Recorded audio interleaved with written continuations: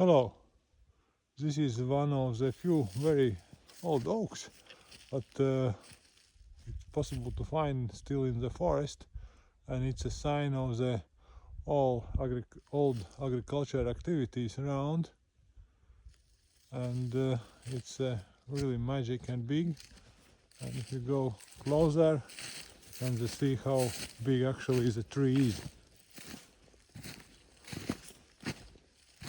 The circumference is almost 5 meters.